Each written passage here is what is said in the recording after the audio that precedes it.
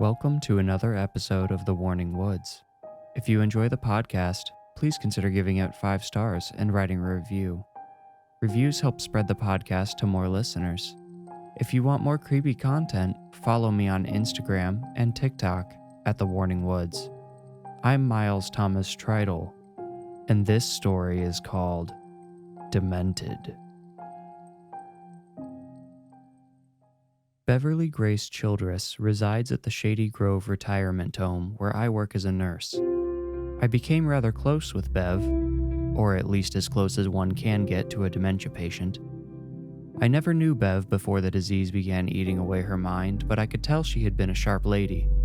In rare moments of lucidity, she told me all about her past and her family. Her past had died away and taken most of her family with it. Bev's only daughter OD'd on painkillers late in her 30s, and her alcoholic son-in-law went off the rails in grief.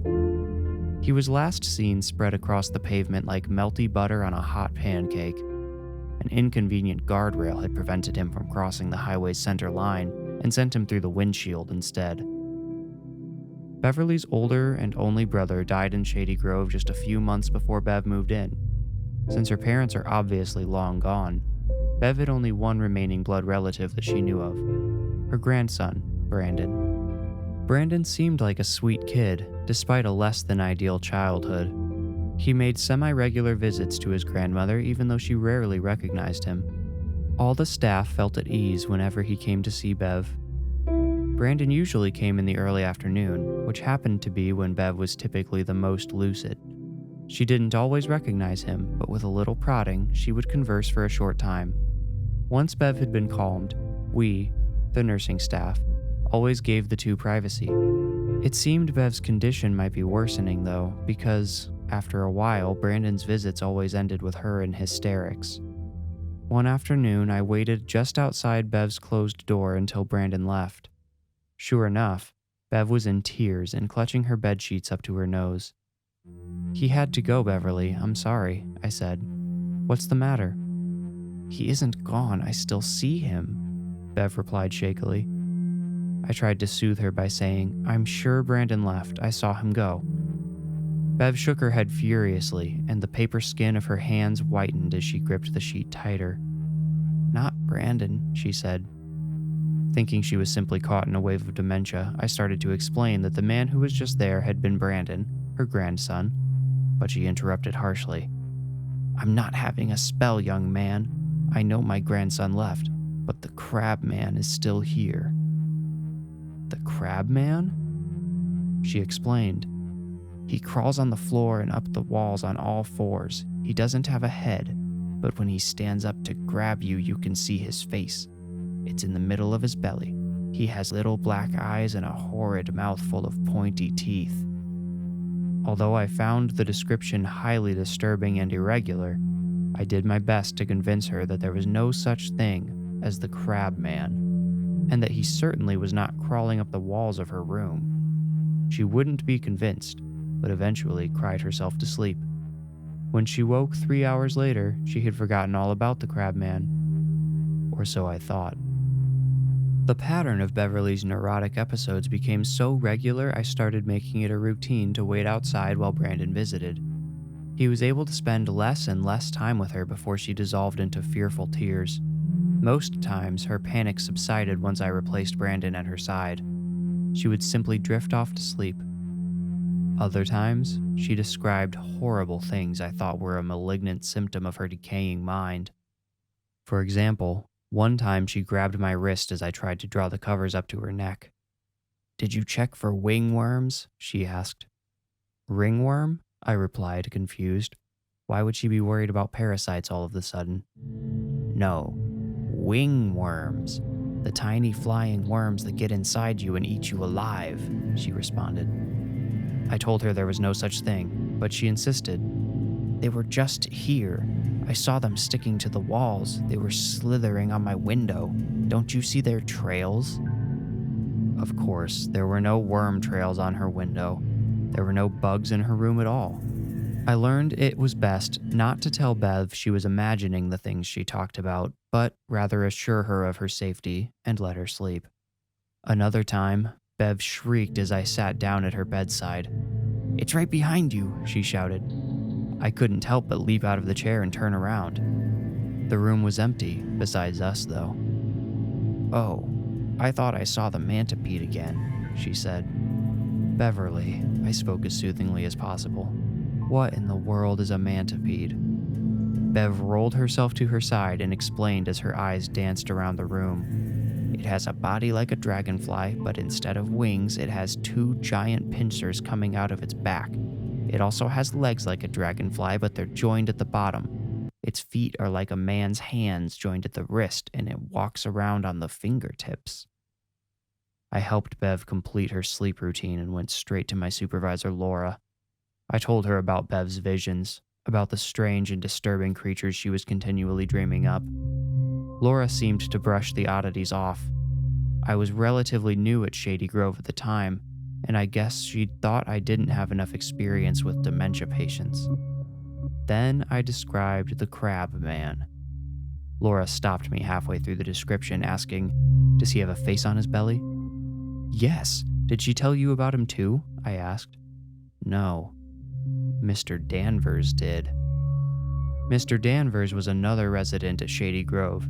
He'd arrived more recently than Bev, and as far as I'd observed, they didn't interact much. I found it unlikely that Bev would have confided in him about the creatures she was seeing. "Help me keep an eye on this," Laura said. "Let's see if we can figure out where these monsters are coming from." That was already my intention. I became a nurse because I wanted to help people, to care for them. In many cases, I found that meant protecting them from their own minds. I had already shed my uniform and grabbed my car keys from the office, ready to leave Shady Grove behind for the weekend.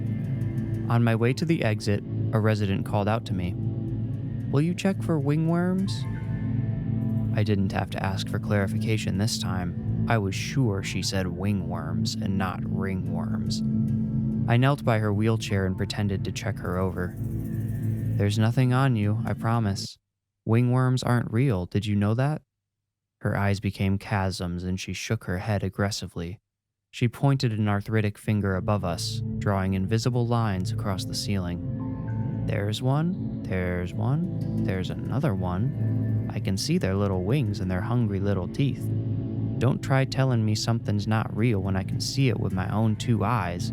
This ain't a loony bin, Sonny," she chided. No, but it's just one crooked step away from one, I thought. I wheeled her back to her room, apologizing for my perceived mistake all the way.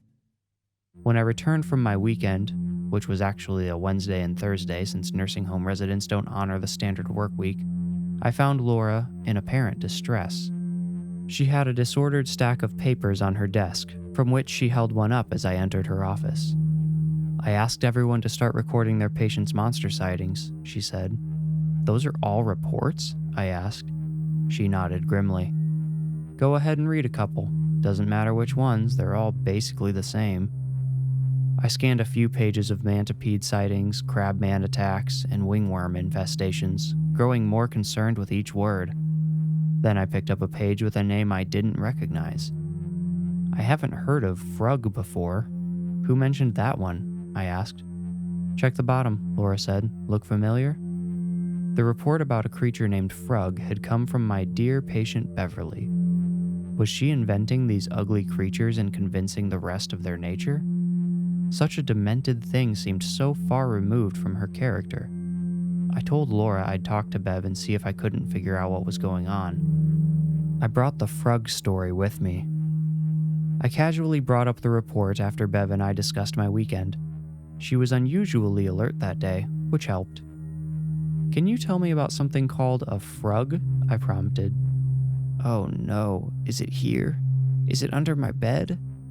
"No, don't worry," I assured her. "Will you please just check?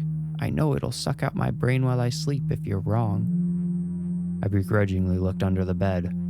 According to her story in the report, Frug was a frog-like creature who hid in dark, cool places. It waited until its victims were asleep or unaware, then pounced on their chest and launched its long, sticky tongue up their nose, into their ear, or even through their eyes. Then it would, in Bev's eloquent words, suck out your brain. Supposedly, it left its victims alive but unable to speak or control their bodies. They became prisoners in their own minds. I could understand how that idea was particularly veritable to an aging dementia patient. Bev, are you telling the others about these creatures you see? I asked. Oh, yes, of course. I don't want them to get their brains sucked out. So you told them about wingworms and mantipedes? And the crabman, she added. Yes, I made sure they all know. While she was being honest with me, I searched a little deeper. How are you learning about all these terrible things? I'm lucky, she answered. I have the most wonderful grandson. He makes sure I'm safe from all the evil things in the world. I tried to contain my shock. Brandon? Sweet, generous Brandon was feeding her these ideas? Is Brandon telling you about the monsters? I asked directly. She nodded cheerily. Our visit was disturbed by a frightful cry out in the hall. I checked through the door and saw Mr. Danvers coming down the hall feverishly. His walker thumped and slid as quickly as his feeble arms could push it. He looked towards me with desperation in his eyes. Mantipede, he screamed. The mantipede is right behind me. Help me, please.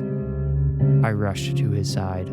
As I passed the room belonging to another patient, I heard her scream, Don't let it in, it'll kill me. How was it these patients who often forgot where they were could so vividly remember these fictional creatures? How infectious were Brandon's terrible creations? As I did my best to comfort Mr. Danvers, the man of the hour happened to appear at the end of the hallway. Brandon. He'd come to visit Beverly, but upon seeing me struggle with a man mumbling about the mantipede, Brandon froze.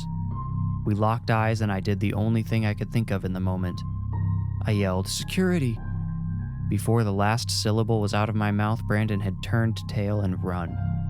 I heard his shoes squeak through the halls. I heard a confused commotion in the lobby and the virtual ding of the opening visitor door. Our security guard appeared at the end of the hallway looking embarrassed. He got away, man.